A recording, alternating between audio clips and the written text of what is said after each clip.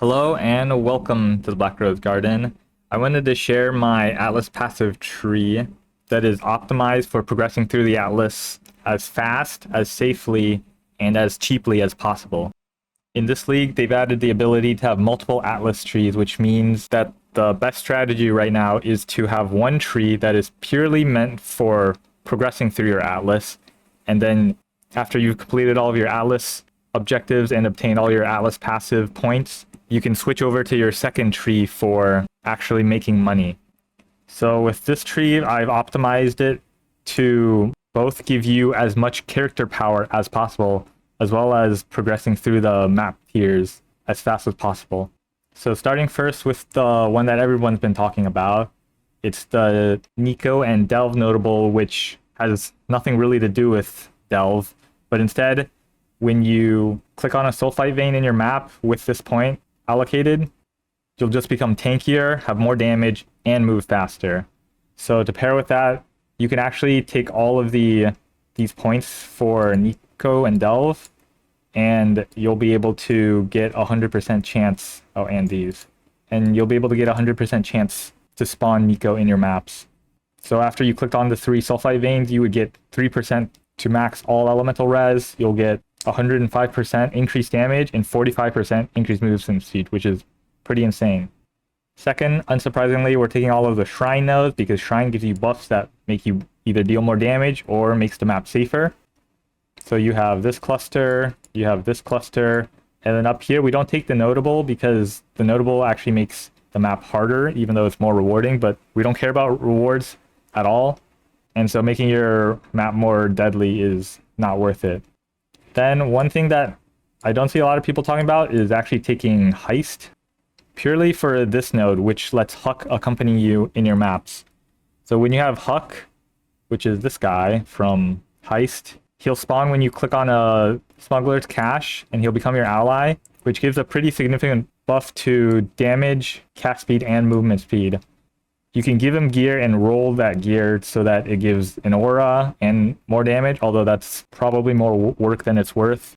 The next way to buff your character power through the Atlas tree is with this notable. This is new and tied to the Necropolis mechanic. So as long as you're running Necropolis on your map, which you should, you'll just naturally be able to get this buff. And from what I've seen, I believe this buff consumes a corpse every second and heals you for 10% of your health, which is a pretty good layer of recovery. Especially since I play Witch, I usually don't even have like natural recovery in my builds because Witch is just not built for that. The last and least important thing you can take to buff your character power is to take the Torment nodes and Speaker of the Dead, which allows the Tormented Spears to possess you, and that'll give you a pretty massive buff, which is damage, attack speed, cast speed, and move speed. With all of these damage buffs that are coming from the Atlas passive tree, your character is able to do higher tier maps with lower investment and weaker stats. You'll get so much increased damage from your Atlas passives that you can even consider taking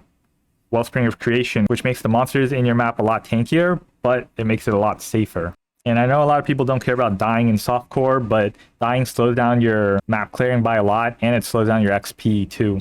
So those are all the different things to buff your character. We also have progression through the Atlas. Obviously, you need to take all of the ones that give chance to drop higher tier maps, such as Shaping the Mountains and Shaping the Skies, and Shaping the World, along with all of these small notables. This keystone doesn't matter at all, and we're not even going to use it. We just have to pass through it. In addition to that, we're taking all of the Kirak nodes to get as many Kirak missions as possible, because Kirak missions give you free maps and a good chance to get maps that you haven't completed yet. And of course, lastly, we are abusing the new keystone, Unwavering Vision, because we don't care about the scarabs dropping since we don't care about making profit. Again, I think it's a lot better to focus first on completing your Atlas and then focus on making money. This keystone simply gives you a lot of passive points really early on. So now I want to show the order that I would fill out this passive tree. So first you take this Nico node, and then you path up to take this Nico node. Then I would take these Nico chance nodes nearby, and then from there we're just going to path straight up here, more Nico, and then straight towards Unwavering Vision. And once you get that, you'll automatically unlock 20 Atlas points. I don't think getting the Kirac missions is really worth it until you get to yellow and red maps, which is why I don't pass through all of the Kirac nodes from the beginning. Then after you take Unwavering Vision, that's when you can start taking all of the Kirac nodes, along with the map increased chance to be higher tier nodes. And I would go down here to take both Shrine and Heist. So at this point, you can respec out of these increased Scarabs because, well, we're taking Unwavering Vision, so we're not dropping any Scarabs at all. But that's only 3 Orbs of Unmaking, which should be not too bad. And then you can come over here, take these to get the Heist buff, and then more map, higher tier chance, and then you have even more map progression chance by taking this circle. And then if you're feeling weak, you can take the rest of the Shrine nodes. You can take the Shrine nodes before you take all the map progression nodes if you're feeling weak early on as well.